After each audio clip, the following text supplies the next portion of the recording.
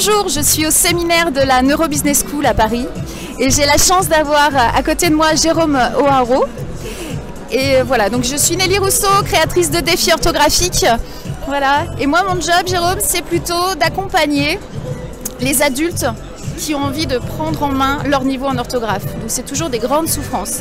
Et si je suis contente d'avoir Jérôme à côté de moi, c'est parce que Jérôme, c'est Monsieur Soft Skills, c'est ça? Donc il a coécrit le réflexe Soft Skills.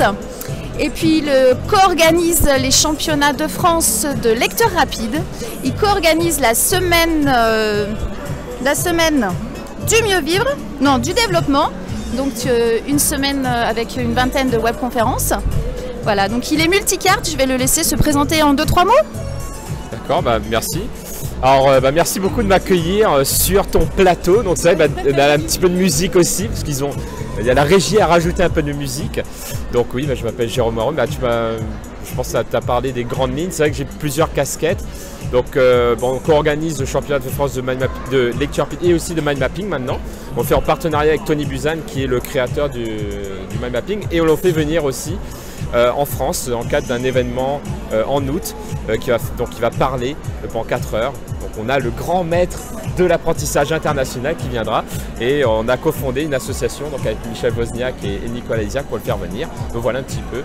Et c'est vrai que l'orthographe, comme tu dis, c'est vraiment une compétence. Moi, ce qui m'intéresse, c'est des compétences, que ce soit techniques ou non techniques, comme les soft skills. C'est une compétence qui est indispensable en fait pour n'importe quelle personne, parce que chaque personne a besoin d'écrire, ne serait-ce des emails, et c'est une exigence professionnelle que d'écrire sans faute. Donc ouais, je pense que c'est important. Et en fait, ma question est comment mieux gérer ces échecs? Comment bien les vivre? Parce que malheureusement, moi j'accompagne des personnes qui se retrouvent, notamment en arrivant ou au début de la remédiation, en échec face à leurs écrits.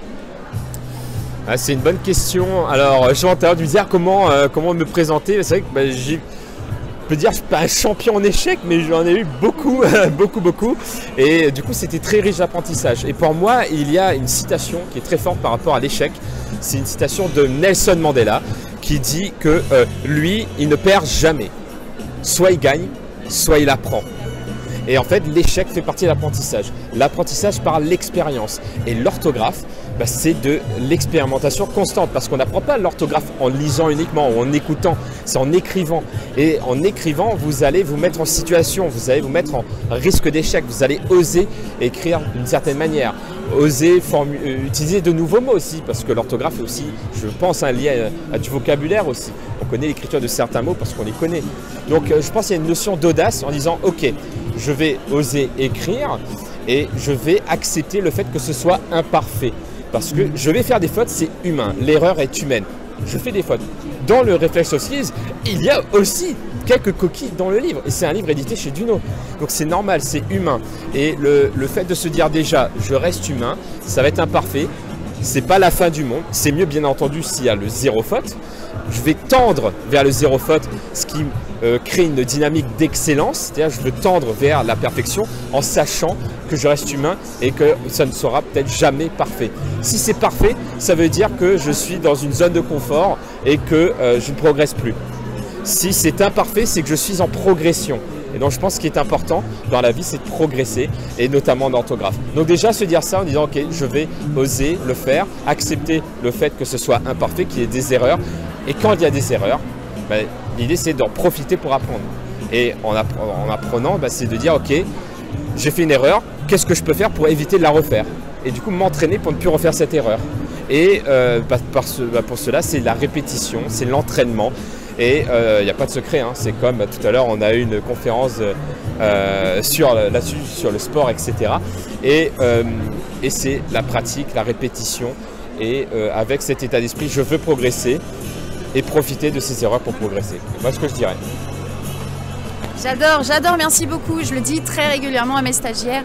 Osez, nous sommes imparfaits, ce n'est pas grave, mais osez. Jérôme, si on veut vous retrouver, ouais. Que font ma communauté?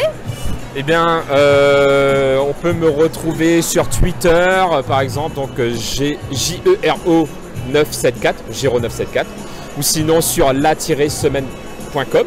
Donc ça, c'est notre site dédié à l'apprentissage. Et sinon, pour les soft skills, comme tu en parlais tout à l'heure, sur créaprézent.fr avec un Z. Merci beaucoup. C'est moi. Merci. C'est moi, je suis vraiment extrêmement ravie. Merci beaucoup. Merci.